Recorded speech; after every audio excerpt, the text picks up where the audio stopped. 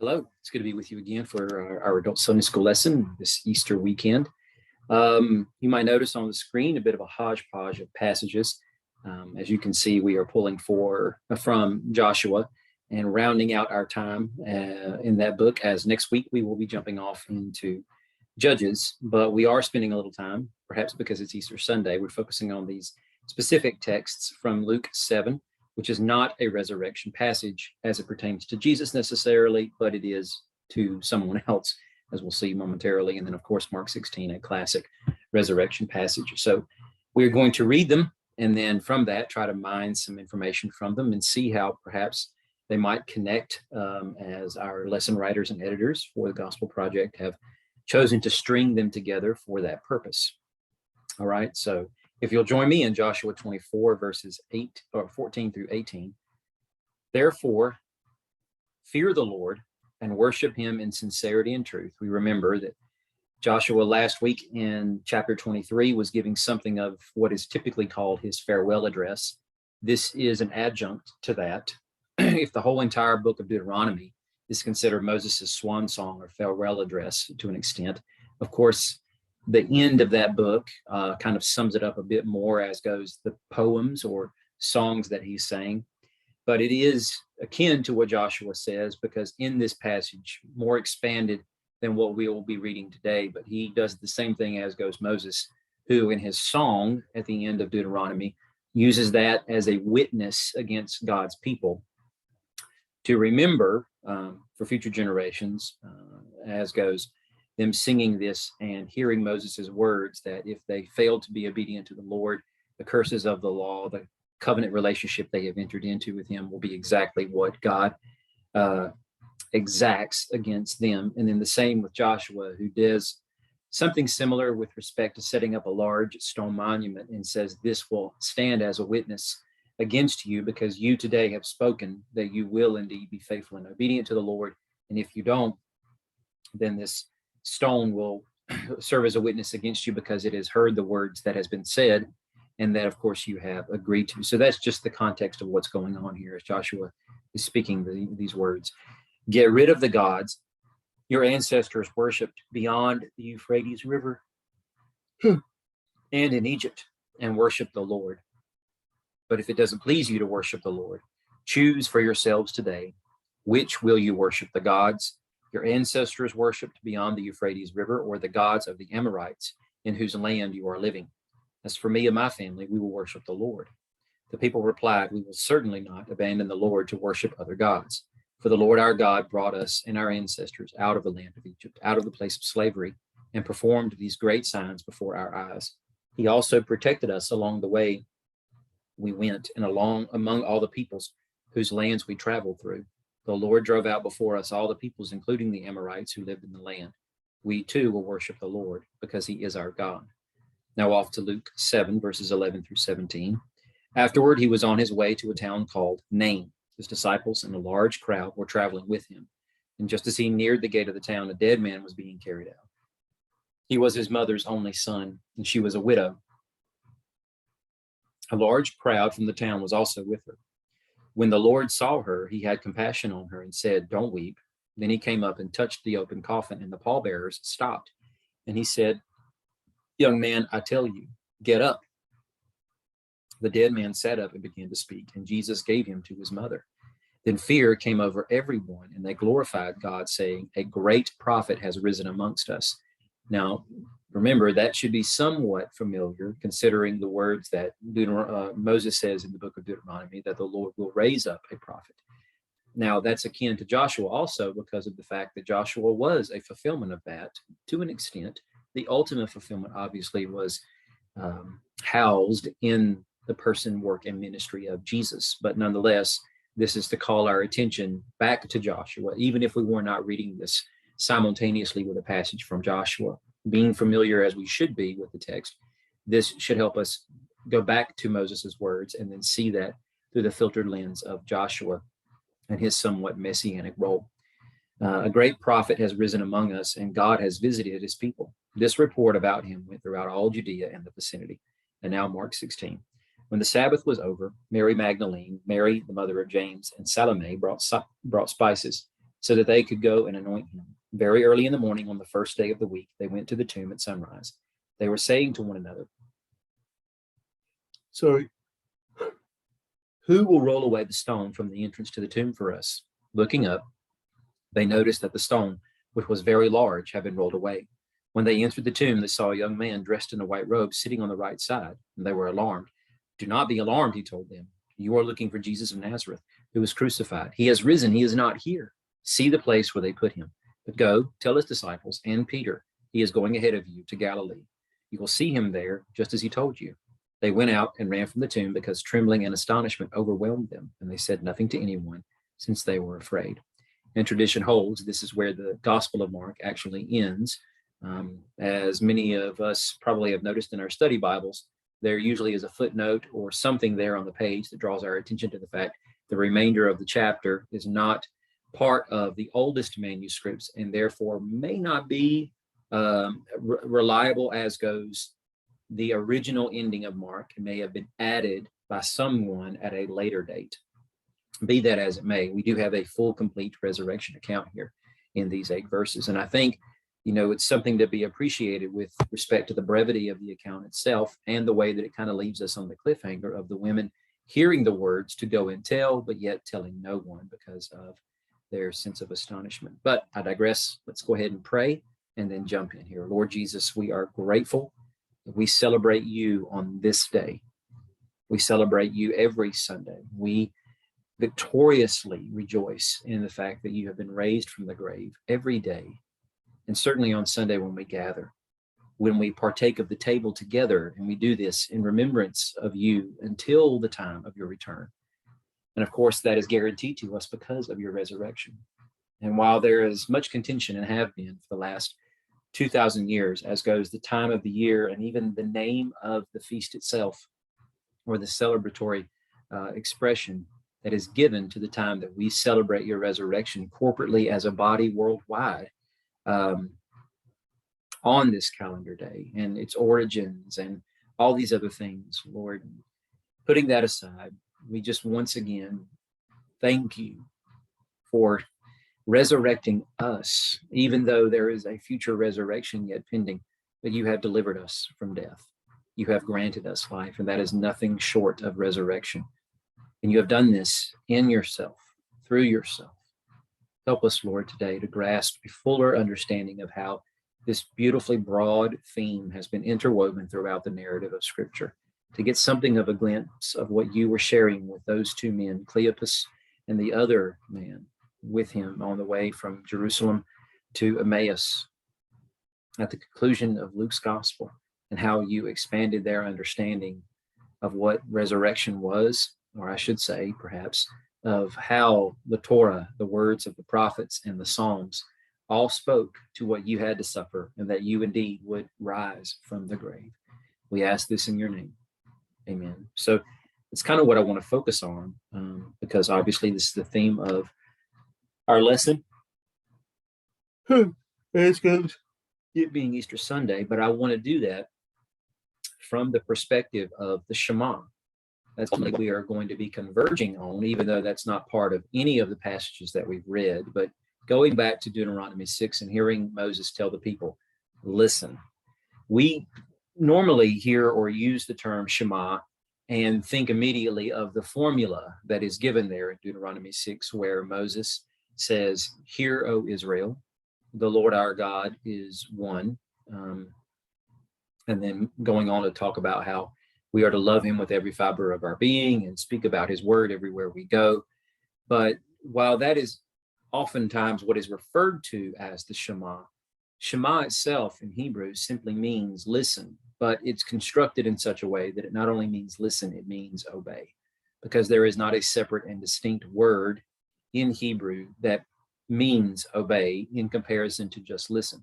So in most contexts in the Hebrew scriptures, when the word listen is given to us in English, it's Shema in Hebrew. But if we were to read the word obey, it would also be Shema in Hebrew. And so the understanding is that there's this dual component to it in which one is to listen and obey. And I think that is something that threads these passages of Scripture together. And I want to work with you to try to see that as we expand upon what we've read. So a lot of what we will see with respect to the Joshua text, as we're going to go back several verses before where we actually pick up in verse 14 with this text, to get some more sense of what he is talking about and what motivates him to go on and say the words that he does about giving up the gods that they served across the Euphrates River, which, just as a side note, it's interesting that Joshua points that out, because we've had nothing in the story up to this point that tells us that there has been some sort of lingering sense of idolatry from the days of their patriarchs. Certainly in the story of Jacob, we see that that is at play with respect to Rachel taking household gods, teraphim images away from her father, Laban, and then running away with those as they were attempting to try to escape from him. And Jacob even calling that out when he was speaking about how they needed to consecrate themselves in preparation for meeting the Lord, get rid of their household gods. So there's something of a known habit going on there, but very little attention is paid to it beyond that until we get to Joshua here.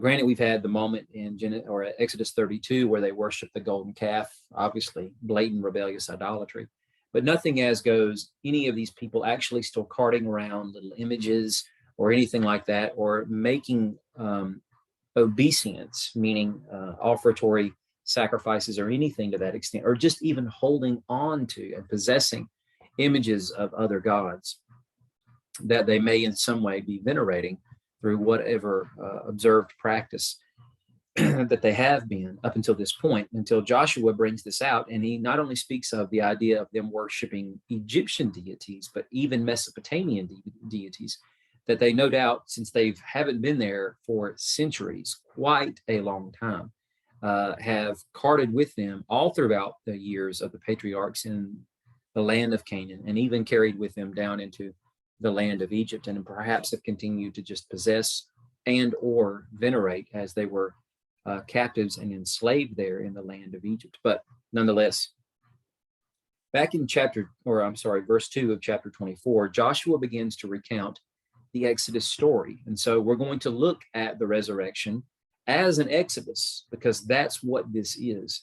This is supposed to be understood from the New Testament perspective as an Exodus. It is the crescendo of the theme of Exodus. And I don't mean just the book. I mean the theme of ending an exile and beginning that process or journey as an Exodus away from a place of God's disfavor to the place of God's ultimate rest. It's getting back to the ideal of the Genesis 1-2 prologue.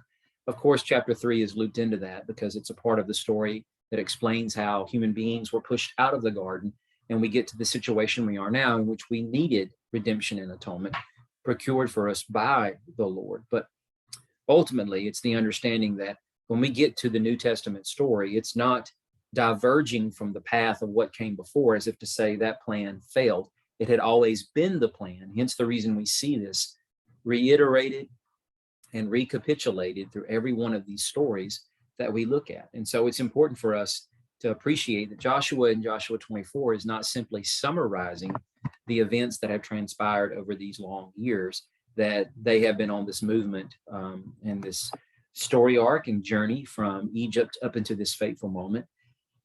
But it has been what God has planned all along for the mission that he has in store for them, which they have just undertaken or began to undertake to do. So he goes back in verse 2 to say, this is what the Lord, the God of Israel, says.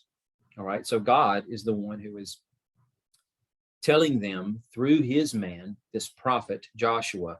He is the one who wants to sum up their story for them and bring out the salient points for the sake of illustrating what has happened, for the sake of what is yet to come. Long ago, your ancestors, including Terah, the father of Abraham and Nahor, lived beyond the Euphrates River and worshiped other gods. And we know this because we go back to the Genesis narrative. It's exactly what we are told, that in Genesis 11, this is the part of the story that introduces Abram and, of course, his immediate forebearers into the story for us, his line of descent through Shem. So from there, the Lord scattered them throughout the earth. Therefore, it's called Babylon. And from there, the Lord scattered them throughout the earth. This is how Terah and his family come to live in Mesopotamia is because that's ground zero for the place where God began to disperse the peoples at Babel, and human civilization, for the most part, is reborn, perhaps, after the time of Noah's flood. And it's from this that Joshua continues the story in verse 3. But I took your father Abraham, from the region beyond the Euphrates and led him throughout the land of Canaan and multiplied his descendants. Going back to Genesis 12, as Genesis 11 again introduces us into Abram's story, the Lord said to Abram, go from your land, your relatives, and your father's house to the land I will show you, and I will make you into a great nation. I will bless you. And we appreciate how that ties directly back to Genesis chapter 1, when God, speaking over the humans, blesses them and says to them, be fruitful, multiply, fill the earth. And of course, we have this very language being utilized over here, where Joshua is saying the words of the Lord, and that God is emphasizing the fact that he had multiplied the descendants of their forebearer Abraham. Then moving on through verses 4 through 5, Jacob and his sons, however, went down to Egypt. And I sent Moses and Aaron. I defeated Egypt for what I did within it, and afterward I brought you out. Moving on to the Exodus narrative, when the Lord appeared to Moses, and he said, I have observed the misery of my people in Egypt and all that is going on there. So therefore, go. I am sending you to Pharaoh, so that you may lead my people, the Israelites, out of Egypt to this good and spacious land, a land that's flowing with milk and honey. And of course, the understanding is this is supposed to be the new paradisial Eden space, that they are going to meet with God. They are going to commune with him in this cultic fashion. And by cultic, I just mean the religious observance of the practice of coming into sacred space. And of course, whatever religious rites are prescribed, which God requires, the shedding and spilling of blood, which has been outlined for us very thoroughly and methodically in the book of Leviticus, to speak about how God is going to allow them to enter and approach him and his holiness that encompasses and dwells within this sacred space, right? So that's the understanding, is that he is going to bring them to this land because he wants to be their God. He wants them to be his people. He wants to walk amongst them and dwell among them, as he did with Adam in the sacred space of the temple garden of Eden. And then Joshua goes on with the story back in Joshua 24. When I brought your ancestors out of Egypt and you reached the Red Sea, the Egyptians pursued your ancestors with chariots and horsemen as far as the sea. Your ancestors cried out to the Lord, so he put darkness between you and the Egyptians and brought the sea over them, engulfing them. Your own eyes saw what I did to Egypt. And we remember how this story was given to us when we went back to Exodus 14, or I should say, if we go back to Exodus 14 and just rehash a little of what we discussed then, and that I have reiterated a few times since. This account is meant to be understood as a new creation account, because we have many elements within the story itself that speak to the Genesis 1 and 2 prologue. The angel of God, so his presence is walking amongst them. And of course, he is the one that creates the distinction between the two camps. And on one side, while it's summarized here in Joshua as simply being darkness, we know that the pillar of cloud moves in front of the Egyptians, and it stood behind the Israelites. And when it come between the Israelite and Egyptian forces, there was cloud and darkness agreeing with Joshua, and it lit up the night. And of course, we go on further with this, and we understand that both fire and cloud were working together as part of that distinction. Genesis 1, first act of God creating anything from, or bringing order to anything that was the primordial water covering up the earth submerged underneath it, was God ordering the darkness and bringing light into it by saying, let there be light, and then dividing the light and the darkness. That is shared here in Exodus 14, because God is about to bring an end to the Egyptians. And what we're supposed to do in looking back on the events that have transpired from the moment that Moses walks back into the land of Egypt and the story of the Israelites there, and we begin to move through the plagues and the series of judgments that God is bringing upon Pharaoh, the spokesperson of the adversary of God and his covenant people. And by that, I mean the spiritual entity that's motivating and using Pharaoh as a puppet and a pawn for his exploitive purposes. But nonetheless, everything that happens through those plagues is basically Genesis chapters 1 and 2, but in reverse. And I don't mean point for point in reverse, but what I do mean is that as the creation account goes from primordial darkness and water to a perfectly and beautifully ordered creation, that climaxes with the creation of the image bearers that God coronates as king and queen, and then also dubs them priests in chapter 2, is undone through the events of the plague at large, or the plagues, I should say, at large, as we move through what's going on there with turning water. So the first act of creation over with God's Spirit hovering above the water is to bring light from darkness. And of course, eventually manipulating the water, starting with the second day and separating the waters, and then eventually moving the water out of the way altogether to allow dry land to appear. God is doing something of a deconstructive, a decreation act with water itself by turning water into blood. And then death continues to permeate the land through everything that goes on, with massive amounts of frogs coming up out of the Nile that eventually turns into piles and piles of dead, stinking frogs all over the place. And then plague is brought upon cattle.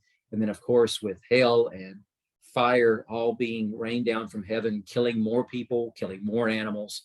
And then ultimately the 10th and final plague with the death of firstborn of both man and beast, which has been meant to be the antithetical anti-creation climax of the Genesis 1-2 prologue, ending with the image bearers of God who are ruling alongside him as kings and as priests, should perhaps say kings and queens and priests in this sacred space. Here we have this entire nation being decimated and death permeating the land by God claiming the lives of firstborn of both man and beast, as we see both man and beast in the creation account of Genesis 1 and 2.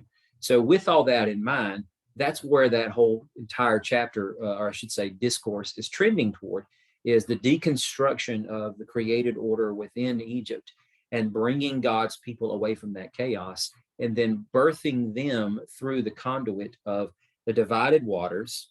Again, creation picture there, with God separating the waters in Genesis 1, doing the same here in Exodus 14, and allowing them to cross through.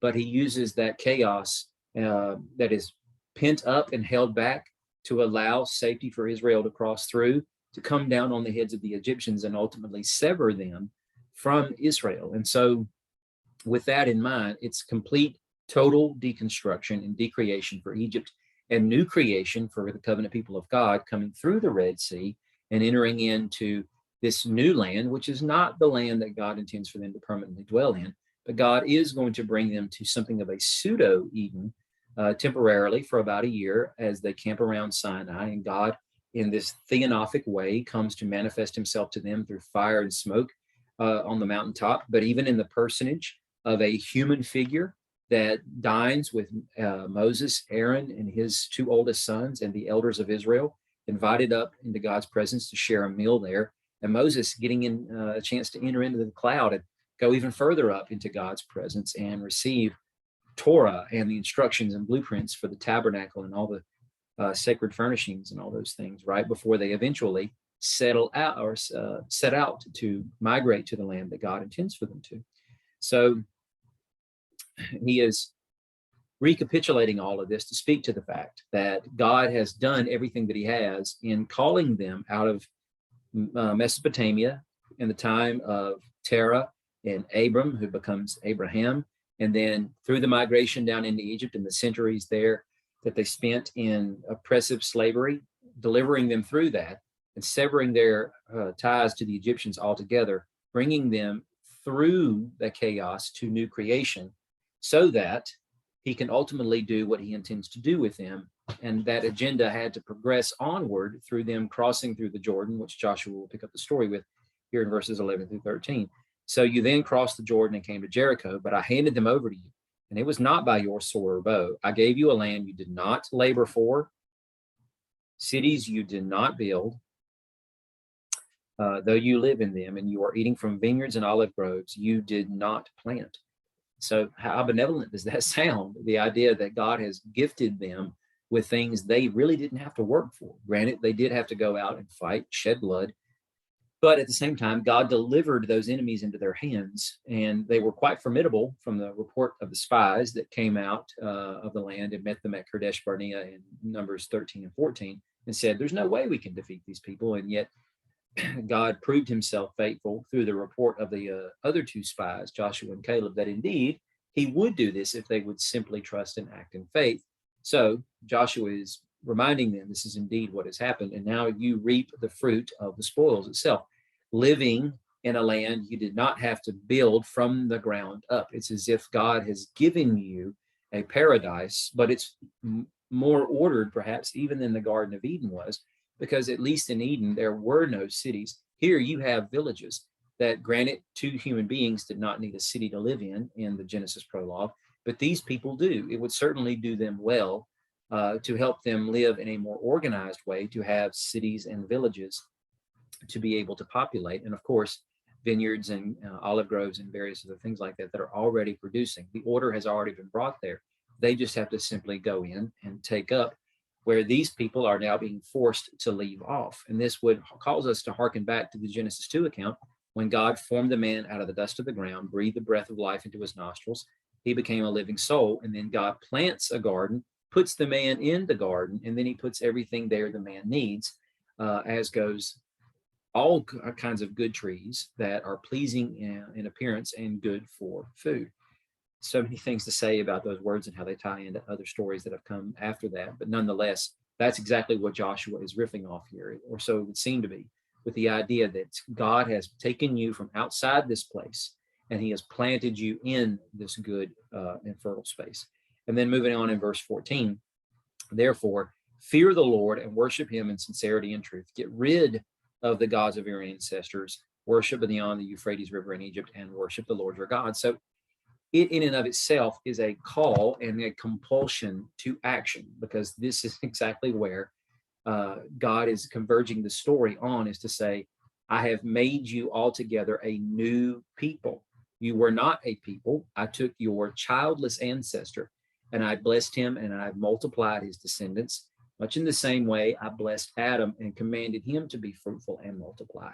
And because of that, this is what I have outlined very clearly of what I expect of you. And now it's time to move forward with that agenda. But that's going to be difficult if you're going to continue to trip up over an obstacle that is clearly sitting in your way. And that is divided loyalty and allegiance to gods that you have continued to nurse along the way for centuries now, from the days of your patriarchs until this very moment. Now is time to sever all ties with them.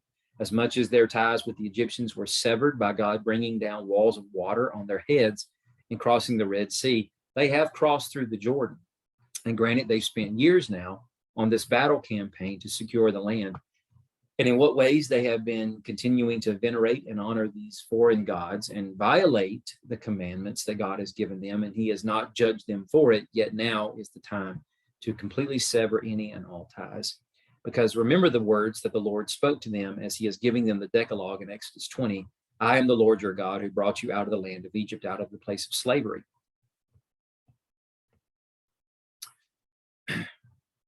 And you are not to have any other gods besides me.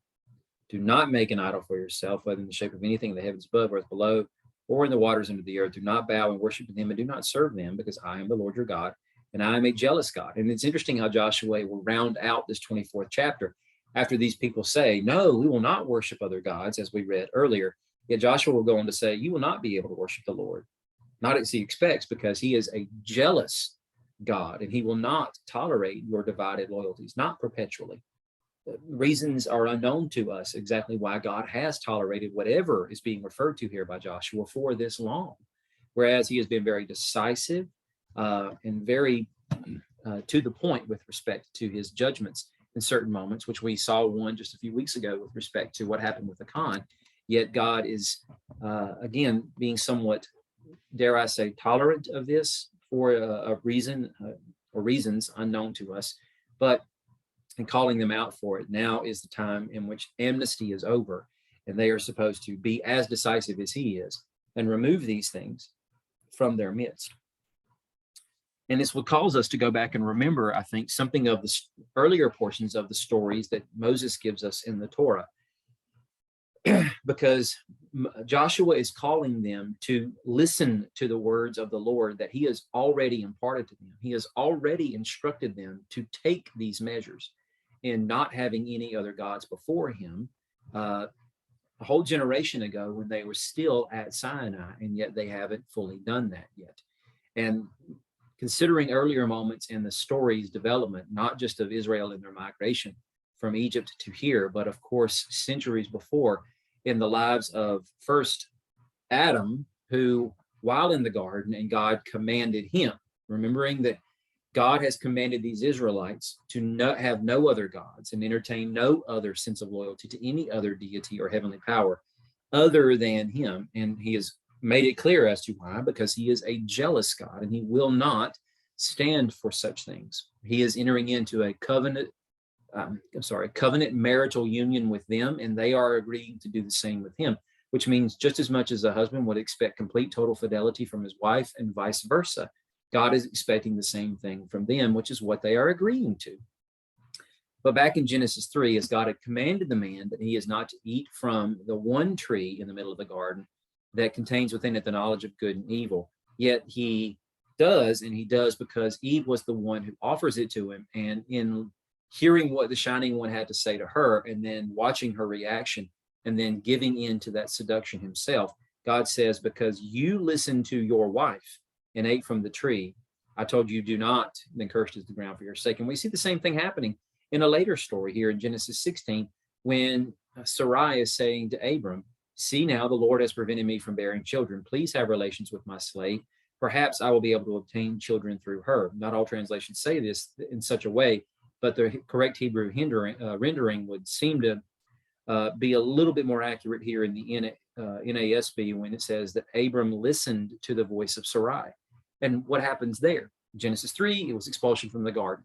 In Genesis 16, it's Abram having a son that was not intended through his wife's maidservant, Hagar, which of course creates all kinds of turmoil for the family for many years to come. He was not indeed the promised son, and nor would he be in God's eyes, as he doesn't even listen to or entertain the pleas of Abram to allow such a thing to happen, because it's only meant to be through Isaac, right? We remember that. So Joshua is trying to get them to understand there are negative examples of what happens when we listen to other people or listen to our own inner desire to want to be obedient to something that we know we should not be obedient to. But there are also positive examples of which, we have people like Abraham, obviously the same person as Abram in the many chapters before, when in 16 he was being abusive toward Hagar and having a son through her when he shouldn't have. But yet, through all of his flounderings, eventually he winds up having a moment where he does completely and perfectly pass the test that God gives on to him, when in Genesis 22, he is told to take his son Isaac, and he is to go to the place where God will show him and so forth. And then Abraham does it. He doesn't seem to question God in the text. He prepares himself. He gets up early in the morning. We don't see any sign of inner struggle, turmoil, conflict. Not to say that there wasn't, but it seems that the story is constructed for us in such a way that we see Abraham at every point in the process being very decisive. He's doing exactly what he is expected to do. And he even answers his son's weary question of, I don't see a lamb. How or what are we going to be able to satisfactorily make this sacrifice, which he has seen his father do countless times before? And he says God will provide himself the lamb, to the point which Isaac eventually at some point understands that he is the one who was supposed to step into that role. And then when Abraham is about to thrust the knife into his son's body, the angel stops him, and then God tells him, by myself I have sworn, this is the declaration, because you have done this thing, all the nations of the earth will be blessed by your offspring, because you have obeyed my command. Unlike Adam, who listened to the voice of his wife, and unlike Abram himself, who in earlier years, many years before, listened to the voice of his wife Sarai, which both circumstances led to bad outcomes. Here he has embodied exactly what Torah is eventually meant to do. In fact, that very word is even used here in the Hebrew rendering of this passage. You have listened and obeyed my command, my Torah, my instruction to you of what you are supposed to do, which of course Torah hasn't come yet, if we're considering Torah being what encompasses the law that's given to Israel, beginning with the Decalogue and then moving beyond that. what is often referred to as the 613 do's and don'ts for the nation of Israel as part of their covenant. And so he is in foreshadowing what Israel is supposed to do before the law itself or Torah is even given, by simply being obedient to God's command, which was given to him at that time as this. And it, of course, embodies God's wisdom, which to Abraham, he would have had perhaps every reason in a conventional sense to question, why does God want me to sacrifice my son? But he doesn't. He just simply moves forward with God's plan, not fully understanding what it is that God intends to accomplish through this. And because of that, blessing is released for the nations through Abraham. So the idea is that when people partner with God and they listen to and obey God's voice, and they walk in the wisdom and light of his counsel, even when they don't understand, not to say that they can't question along the way, it's not the point, but the idea is that question or not, understand fully or not, still walk with God through this and be obedient, and it will wind up releasing blessing for not just themselves, but many, many, many others involved in the process. And this is what Moses is summing up as being the totality of his teaching to Israel in the Shema. Listen, Israel, the Lord our God, the Lord is one. Listen, be obedient to his commands. Love the Lord your God with all your heart, soul, strength. These words that I'm giving you today are to be in your heart, and you're talking about them all the time, and everywhere you go and all that you do, for the sake of remembering this is what you're being called to do, and be obedient. Now, you might ask, well, what does this have to do with resurrection? We're getting there, okay? We're getting there, so bear with me.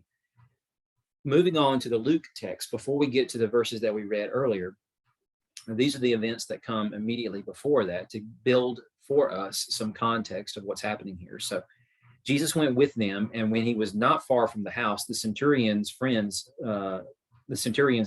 to tell him. To sum it up for you, we're all familiar with this passage, as the centurion, in some gospel passages, is noted to be the one speaking himself, and in this particular case, it's friends who are arbitrating for him. But he simply tells Jesus, Lord, you don't even have to come into my house.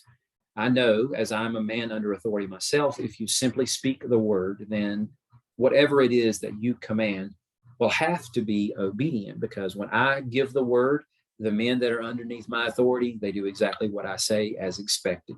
And Jesus, hearing this, is amazed, and he turns to the crowd following him, and he says, I tell you, I have not found so great faith in all of Israel. This is important because we don't find this in Luke's gospel, but in John, we have this moment earlier on in Jesus' story, before the events of the centurion and the healing of his servant, when we have Jesus, of course, he's already turned water into wine at Cana of Galilee. And then there was a certain royal official whose son was ill at Capernaum, hearing the words of what Jesus has done as it's being spread like wildfire on the lips of other people. This man heard that Jesus had come from Judea to Galilee. He went with him and pleaded with him to come down and heal his son, since he was about to die. But it's interesting here, whereas it seems that Jesus was all too willing to placate the Gentile centurion. There could be all speculative reasons why, or all manner of speculative reasons as to why he may have done that. Yet, I think what we're supposed to see in the continuity between these gospel accounts is simply the fact that this man, Jesus knew, was already going to express this measure of faith as much as he does the measure of faith of this man who was coming to get him, because I'm not saying he had resorted to the option and he felt that Jesus was the last and only option he had remaining, but it's his insistence upon having Jesus come to the house, whereas the centurion fully realized through eyes of faith that Jesus doesn't have to. He just can simply speak the word, and the disease that is riddling the body of the servant will leave, and he will be made whole if Jesus chooses to do so. That the same could happen here. If this man was embracing Jesus as Messiah, he would have clearly understood in the idea that Jesus's power coming from God is not something that is limited in geographic proximity, time, or place. All of that is completely irrelevant. Though there are precedents and stories of God's men as prophets doing these kinds of things, showing up in person, as the case with Elijah and Elisha, going to perform miracles, even the raising of the dead, by being in direct physical contact and obviously proximity to those people who were victimized by death. Yet this man hears the words of Jesus as such: unless you people see signs and wonders, you will not believe. In other words, he was not expressing the faith the centurion did, which was just speak and it will happen. Instead, you have to come, you have to be here, or else it will not transpire. Then moving on with the story that we actually picked up with in Luke in reading earlier, he came up, he touched the open coffin, pallbearers stopped. Now, obviously, this is a procession that includes only Jews, as this is a Jewish man who has died, son of a Jewish mother and widow, and he's being borne up by his own fellow countrymen who are Jews, and they are all witnessing the event that is about to take place when he tells the man, young man, I tell you, get up. He sits up. Jesus gave him to his mother, and fear and awe fall amongst everyone. And notice their response, as not only they proclaim a great prophet has risen amongst us, but then they began to report about him throughout Judea and all the vicinity.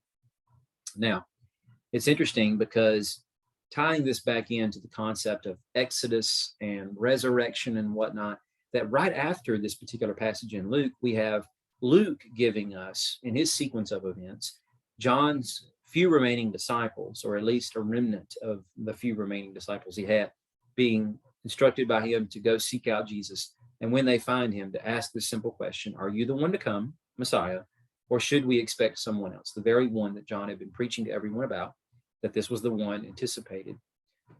And of course, fulfilling the Isaiah 40 prophecy of the Lord coming on the heels of the voice of the one crying out in the wilderness, right? And Jesus' response to this is quite profound when he says, at that time, Jesus healed many people of diseases, afflictions, and evil spirits, and he granted sight to many blind people. So he replied to them, go and report to John what you have seen and heard. The blind receive their sight, the lame walk. Those with leprosy are cleansed. In fact, in the chapter that preceded this, when Luke gives us his version of the Beatitudes, just like Matthew does in Matthew 8, we have the recorded account of a leper being cleansed by Jesus. The deaf hear, and as we just read earlier in this very chapter, the dead are raised. The poor are told the good news, going back to what Luke said in chapter 4, when Jesus is preaching in the synagogue in his hometown of Nazareth, and quoting directly from what we will call Isaiah 61, the Spirit of the Lord is upon me. He has anointed me to preach, or to give the good news, the evangelion, the gospel, to the poor, the brokenhearted, to preach the year of Jubilee to the those who are bound captive, and so forth. But with this amalgamation of things that Jesus is speaking about here, summing up all the acts of healing and restoration that he has partaken in and delved out to the people, he is alluding to a few different passages, one from Isaiah 26, but I pointed this out here in Isaiah 35. I'm just going to read these words, but notice what is being said here. I don't want you to simply just look, though, for these different expressions here of what Jesus has said has been the motive and or the motif and action of his ministry up until this particular point. Notice the whole context of the Isaiah passage. The wilderness and dry land will be glad. What does that go back to? See, Isaiah is spending much of the last third of his book, which really picks up in chapter 40, moving on beyond that. But there are subtle hints leading up to that. Isaiah 35 is probably one of the most profound of this theme of a new Exodus, an Exodus that is the journey of God's people out of the oppression, not of a particular captor as goes Egypt or Babylon so much, but what they represent ultimately, and that is the sin that they are being handed over to. That is one thing I think that a lot of us happen to miss with respect to the story arc of what's going on there with Babylon. Babylon is not simply just a hammer that God is using to bring judgment upon the people. They want a world in which they don't have to worship the God of their ancestors that they have covenanted with in this way without being able to worship other gods for whatever reason they have. So God is turning them over to that. You want a world without me in it, then fine. This is what that looks like. You won't live in this land because this land is mine. I am the landlord. You are merely the tenants. I told you this is what would happen if you do not obey the covenant that you agreed to with me and you show your loyalty to these other gods. Those gods originate from here. You want them, as Joshua, ironically enough, is calling attention to. You want to worship gods that are from beyond the river Euphrates in the land of Mesopotamia? Fine. The very land in which the events of Babel themselves happened, that's where I will relegate you to. So God is giving them over to that, to be scourged by it for a time, and then sending them out and away from that through an exodus, not away from a captor per se, but more so the ultimate captor, as goes the spiritual oppression and death of sin that is brought upon them. So as Isaiah is building toward that, he's using these phrases, wilderness, dry land, to speak about the wilderness wanderings of Israel during the time that they were transiting from Egypt through Sinai up to the land of Canaan. But of course, that winds up becoming a period of exile in and of itself because of their rebellion. And they contend and contest with God out there because they need food, they need water, they're not faithful and trusting that he will provide these things for them, though he miraculously does.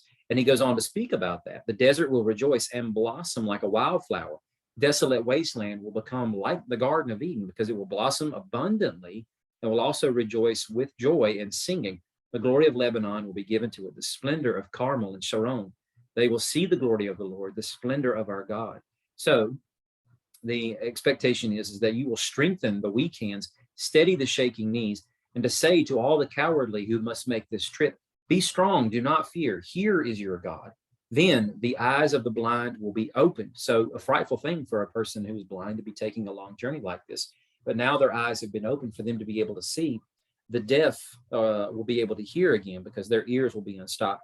The lame will leap like a deer, and the tongue of the mute will shout for joy or sing for joy. For water will gush in the wilderness, streams in the desert. The parched ground will become a pool, thirsty land springs. And notice this, a road will be there, a way, and it will be called the holy way. The unclean, meaning those who are like lepers and are having to constantly go around and proclaim themselves to be in this unclean status and not part of the congregation, they will not be able to travel on it, but it will be for the one who walks in the path. However, what does Jesus do but reverse the effects of the uncleanliness of the leper in Luke 6? And by virtue of that, makes him acceptable now and being able to draw near to the covenant community of God and ultimately sacred space. He will be a part of the ransom and redeemed who now gets to travel on this road Isaiah speaks on about.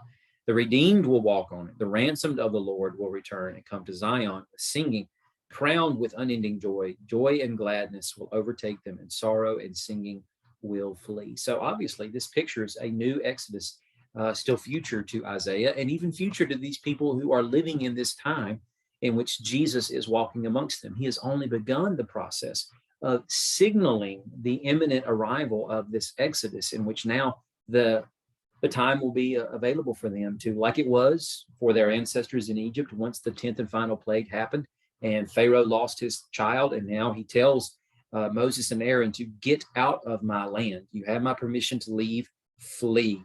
That now they will have the permission to be able to leave this land, the dominion of darkness that is operated by Satan and his emissaries, and be able to become part of the covenant community of God's ransomed and redeemed who are walking upon the path back to sacred space, the heavenly city, the new Jerusalem.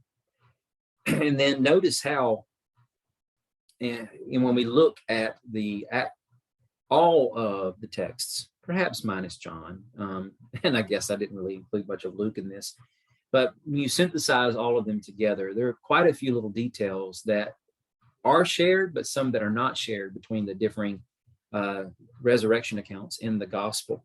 But notice some of the similarities between them. Matthew goes on to say that after the Sabbath, which is interesting enough, because when is the Sabbath mentioned for us? That's right, the Genesis prologue, right there at the beginning of chapter 2, that it becomes separate and distinct from the preceding 6 days of creation because it's indefinite, it's never ending.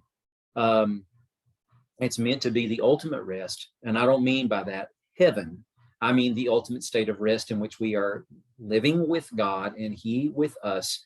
And we are carrying out the mission of being kings and queen priests on the earth as God intended for the original image bearers. God is not scrapping that project because that's how the story in the book of Revelation is pictured as ending, with God coming down to man for us to dwell with him forever after the Sabbath.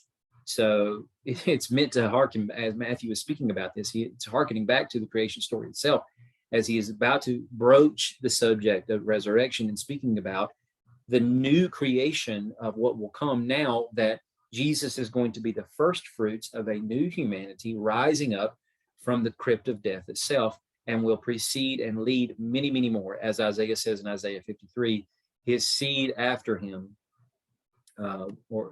his days will be prolonged.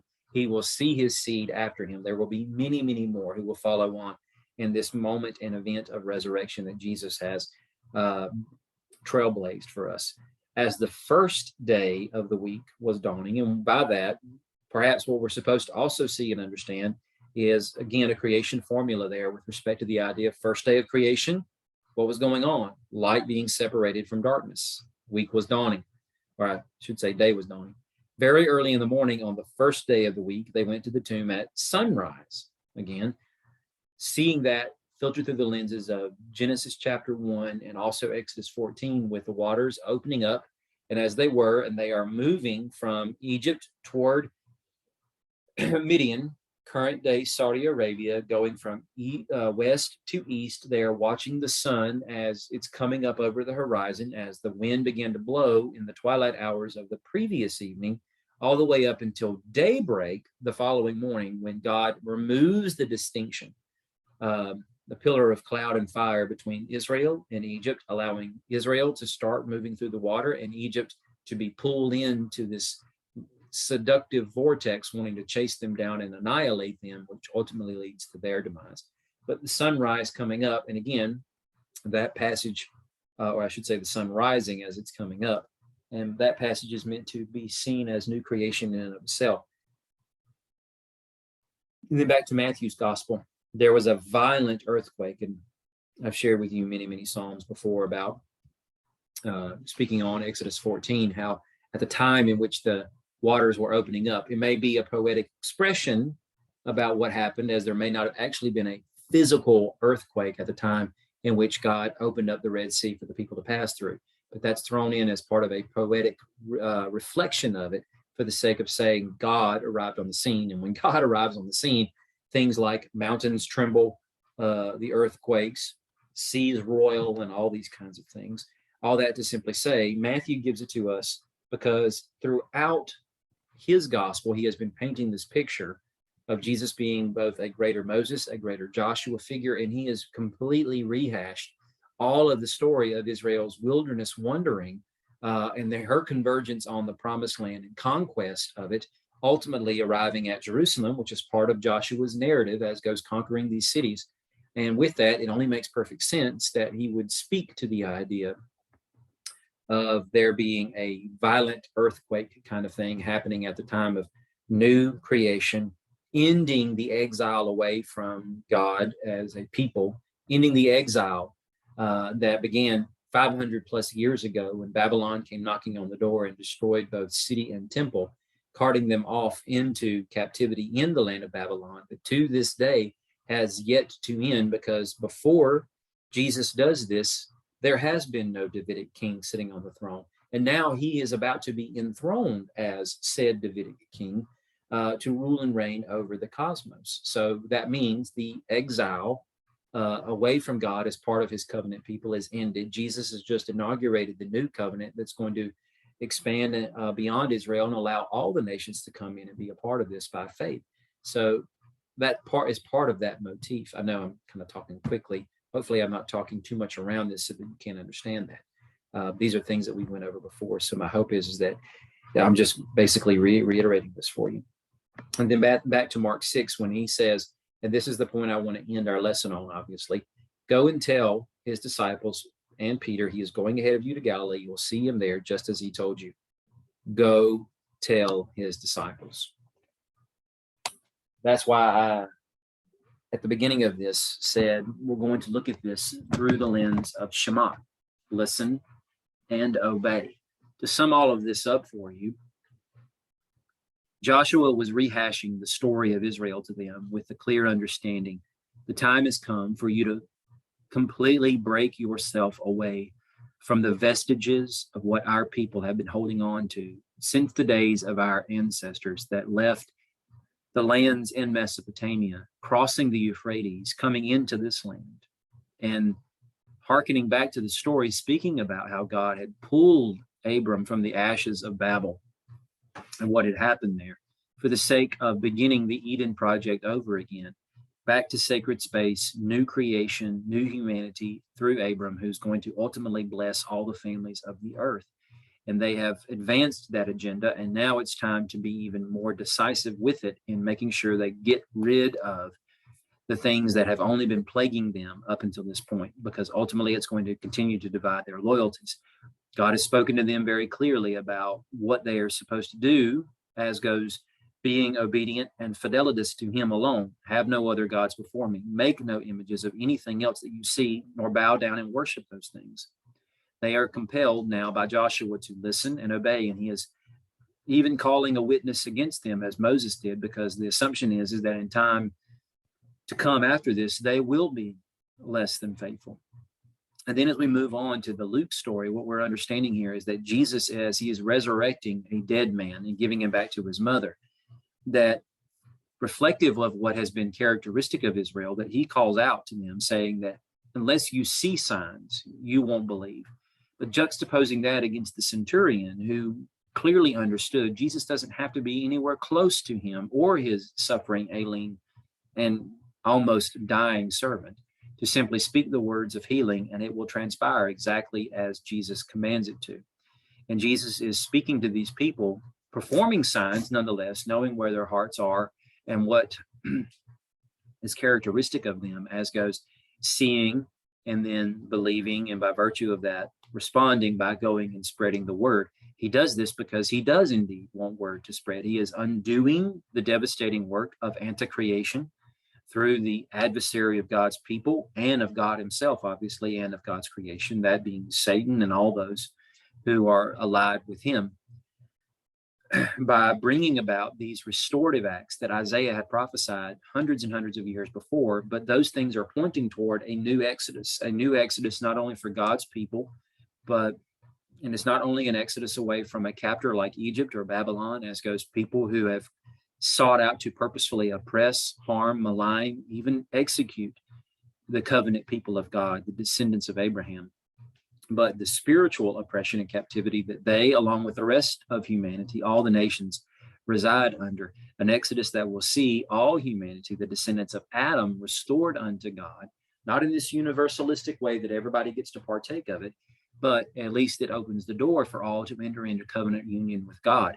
And as Jesus is performing these prophetic and restorative acts, the intention is that it's ultimately going to crescendo with Jesus leading them through the beginning stages of this new and final exodus, which climaxes at his resurrection. Because as he goes through the horrible conflagration of him being crucified, that had to happen. He had to die as our Passover lamb, just as a Passover lamb had to die in Egypt the night the 10th and final plague occurred, so that it could signal and begin the process of Passover. That may be a slightly oversimplified way of putting it. Not to simply say he died in order to check a box. What I'm saying, though, is it's prefigured in the Passover that happened in Egypt of what Jesus would do later on, but not simply die as a substitute. That's not the totality of it all. The totality of it all is him dying as a substitute in order for exile to end and exodus to begin. That's what's going on in the greater movement of the resurrection story of Jesus. His exile for all humanity is ending. Exodus is beginning. Everyone is getting the chance now to express faith and to join God's covenant family. That converges now on the Mark text, where we have these two, or this small group of women who go and encounter the empty tomb, see this heavenly figure sitting there, compelling them now to respond to this in faith, which is, I think, part and parcel why Mark ends the way he does on this kind of cliffhanger, where they are told to go and tell, but they are so astonished at this that they go and seemingly tell no one, at least in the immediate sense. But obviously we know from other gospel accounts, the word spread fast through these women to the other apostles who were hiding from the Romans at this particular point in time. And so the question then becomes to us, if we are participants in this new, greatest, and final Exodus events, and through all of these stories, the idea is we are compelled to be fully allegiant to God, to see and respond in faith to what has happened, and then by virtue of that, go and tell. Are we doing that? Are we doing that? I mean, folks, there are a lot of beautiful mysteries about the Bible, and there's so many wonderful nerdy facts to compile in our minds. But the Bible as a compendium of knowledge is not simply gifted to us for the sake of us amassing more nerdy information. There really isn't anything deeply mystifying or overly complicated about what it is that God expects for us to do.